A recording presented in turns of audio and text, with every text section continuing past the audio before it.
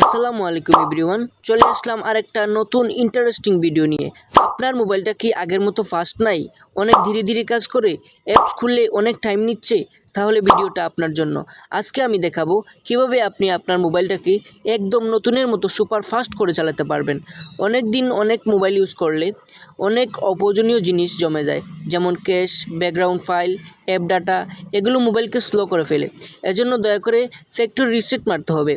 কিন্তু অনেকেই না বুঝে রিসেট করে দেয়, পরে প্রবলেমে পড়ে। তাই আমি ধাপে ধাপে দেখাবো কিভাবে করবেন আর কি করবেন।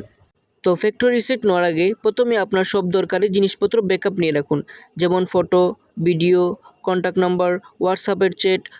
তাহলে চলে যাই মূল ভিডিওতে। তো প্রথমে আমরা চলে যাব সেটিংসে যাওয়ার পরে অ্যাডিশনাল স্টোরেজে চলে যাব।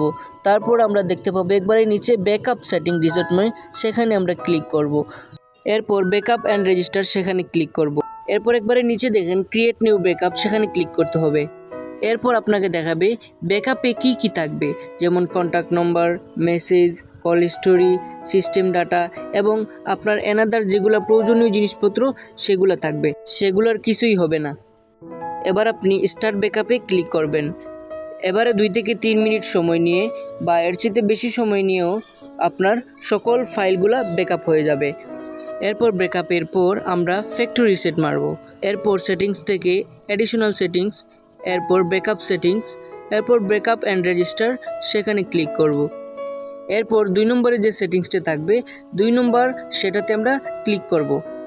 সেখানে ক্লিক করার পর আমরা নিচে দেখতে পারবো আর্স ডাটা, সেখানে 2 বার ক্লিক করবে, 2 বারই ক্লিক করতে হবে। তারপর শুরু হয়ে যাবে। এখন রেজিস্টার হওয়ার পর আপনার অটোমেটিকই ফোন অফ হয়ে যাবে এবং সেটি অনও হয়ে যাবে। ওকে, এখন আমাদের ফ্যাক্টরি রিসেট করা শেষ। এরপর আপনারা নতুন ফোন কেনার পর যেই সেটিংসগুলো মোবাইলে করতে হয় সেই সেটিংসগুলো করে নেবেন, আর কিছুই না।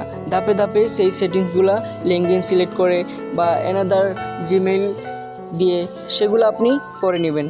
সেটিংসগুলো করার পর আমরা মোবাইলটাকে অন করে নেব। এখন দেখেন আমার মোবাইলটা একদম সুপার ফাস্ট হয়ে গেছে, কোনো কিছুই নেই।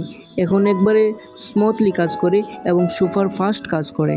তো ভিডিওটি কেমন হয়েছে কমেন্টে জানিয়ে দেন এবং সাবস্ক্রাইব করতে ভুলবেন না।